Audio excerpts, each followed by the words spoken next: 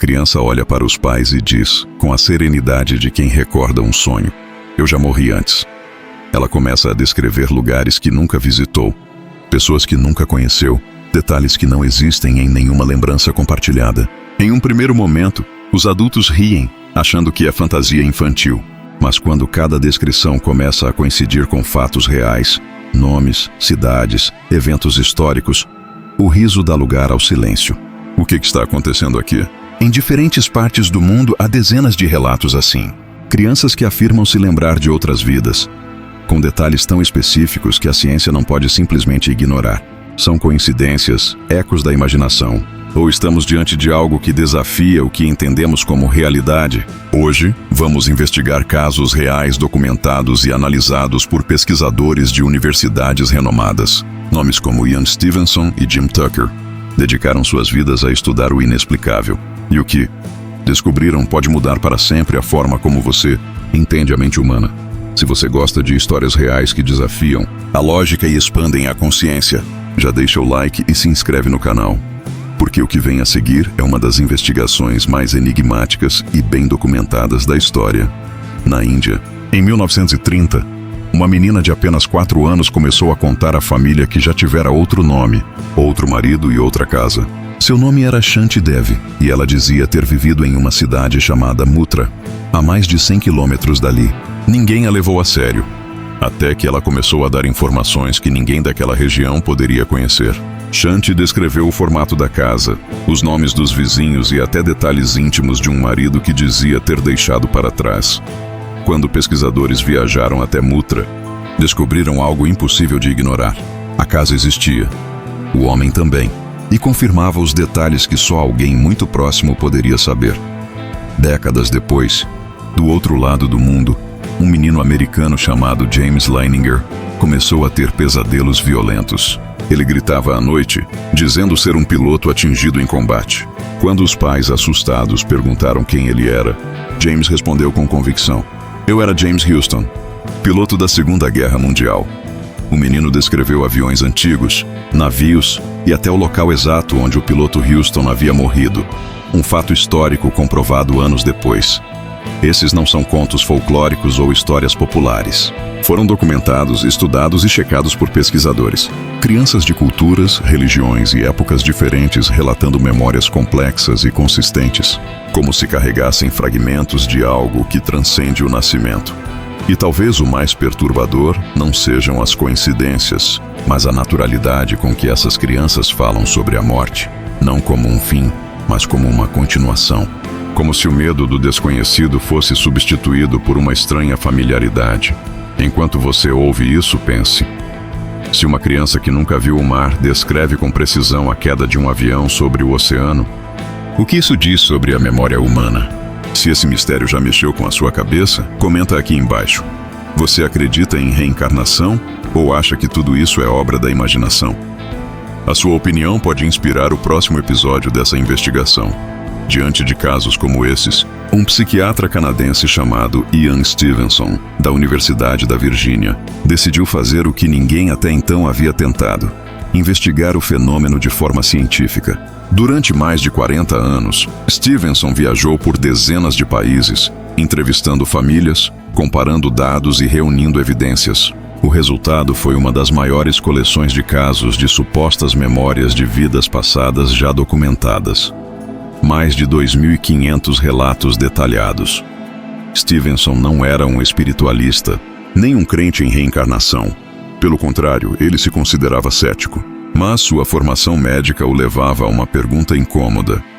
Se tantas crianças falam sobre o mesmo tipo de experiência, será que estamos realmente lidando apenas com imaginação? Ele registrava cada história com precisão cirúrgica. Nomes, locais, circunstâncias da morte anterior, e até marcas de nascença ou cicatrizes que correspondiam a ferimentos descritos nas lembranças das crianças. O método era rigoroso. Stevenson entrevistava não só as famílias, mas também pessoas que pudessem confirmar as informações: vizinhos, registros públicos, atestados de óbito. Em muitos casos, as descrições coincidiam com detalhes que não estavam disponíveis em nenhuma fonte acessível, algo que deixava até os mais céticos desconfortáveis. Suas conclusões não afirmavam que a reencarnação era um fato, mas também não a descartavam. Para ele, esses relatos eram indícios de uma continuidade da consciência que ainda não compreendemos. O mais impressionante é que seu trabalho foi publicado em revistas acadêmicas respeitadas e revisado por pares. Mesmo assim, a ciência tradicional preferiu manter distância, talvez por medo do que significaria aceitar que a consciência possa ir além do cérebro. E é justamente aqui que entra a nova geração de cientistas que decidiu continuar essa busca, mas com ferramentas modernas, testes psicológicos e uma pergunta ainda mais ousada: onde termina o cérebro? E começa o mistério da mente. Anos depois da morte de Ian Stevenson, seu trabalho foi continuado por outro pesquisador da mesma universidade, o psiquiatra Jim Tucker. Diferente de seu antecessor, Tucker cresceu em uma era de tecnologia e neurociência e decidiu aplicar métodos ainda mais precisos para testar o que parecia impossível. Ele não queria provar crenças, queria medir comportamentos, padrões e memórias com base em dados verificáveis.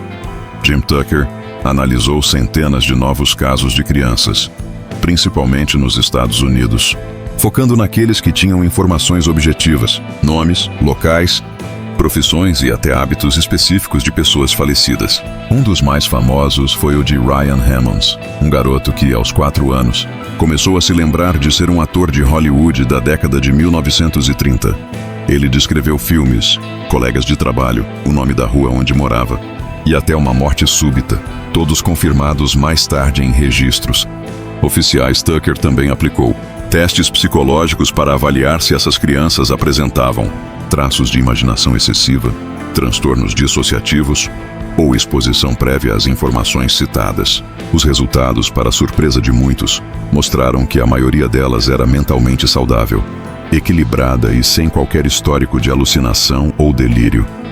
O mais intrigante é que algumas dessas crianças exibiam comportamentos compatíveis com a vida anterior descrita: fobias, preferências alimentares, talentos e até idiomas que nunca haviam aprendido. Era como se fragmentos de uma identidade passada persistissem na nova vida.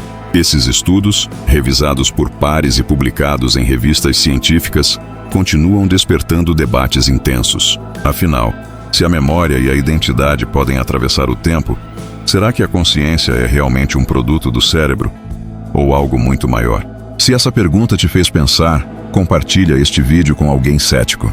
Quem sabe essa história também faça ele questionar o que realmente é a mente humana. Apesar dos dados impressionantes reunidos por Stevenson e Tucker, muitos cientistas preferem adotar uma explicação mais conservadora. A psicologia moderna aponta que a mente infantil é extremamente plástica, capaz de criar narrativas complexas a partir de fragmentos de informação, sonhos, conversas ou até estímulos externos que passam despercebidos pelos adultos. Segundo pesquisadores cognitivos, a imaginação das crianças não tem os mesmos limites da lógica adulta e pode preencher lacunas com convicção absoluta. Neurocientistas explicam que o cérebro das crianças pequenas ainda está em processo de consolidação da memória.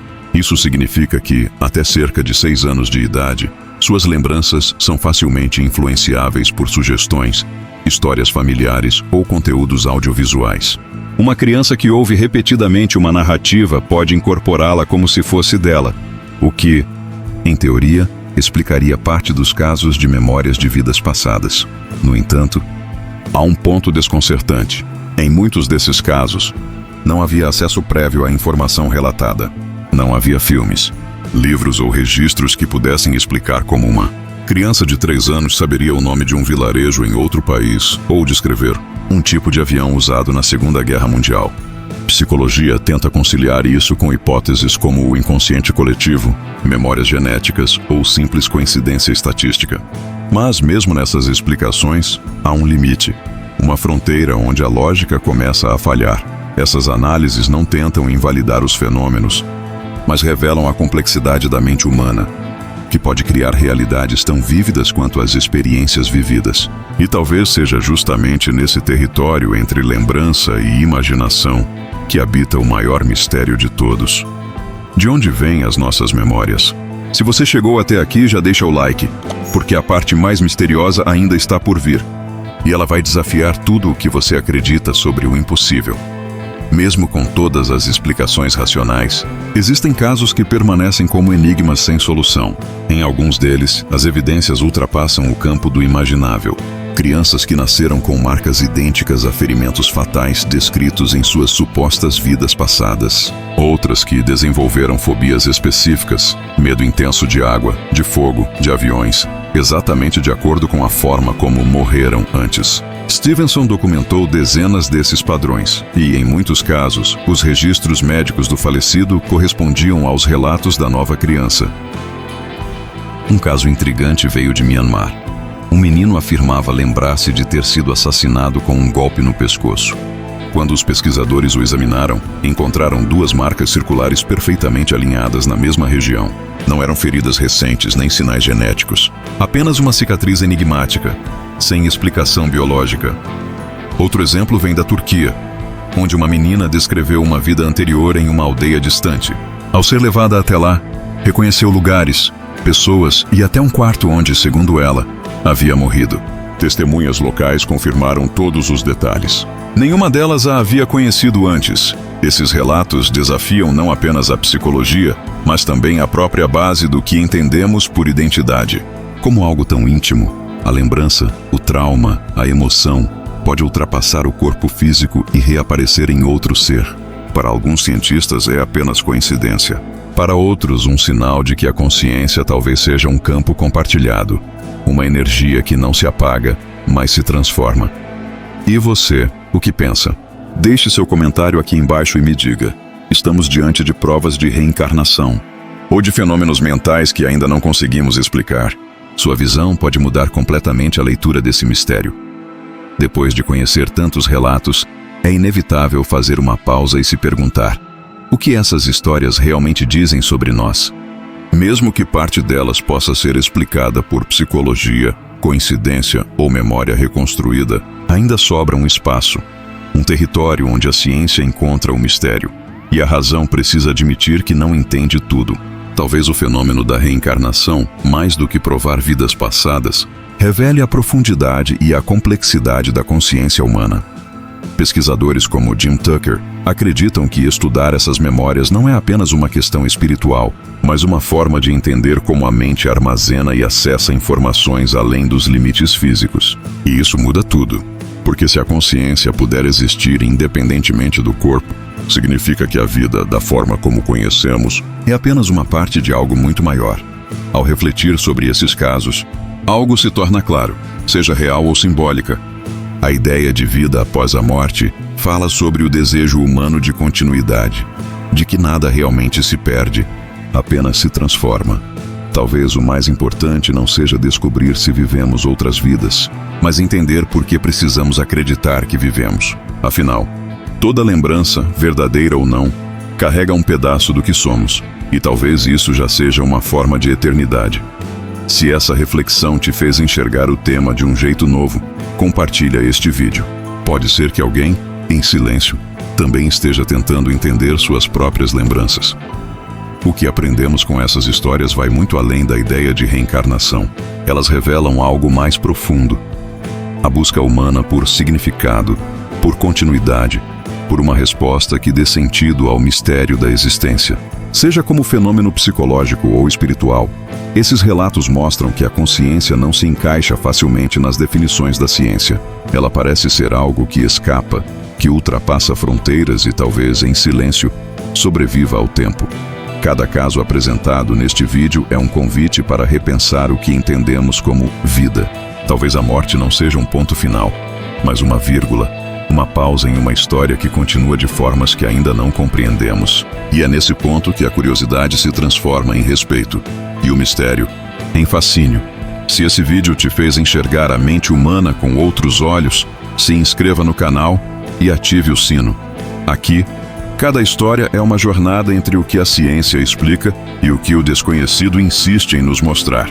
No próximo episódio, vamos explorar um fenômeno igualmente perturbador. O que acontece com a consciência no instante da morte? Prepare-se. Talvez as respostas estejam mais próximas do que imaginamos.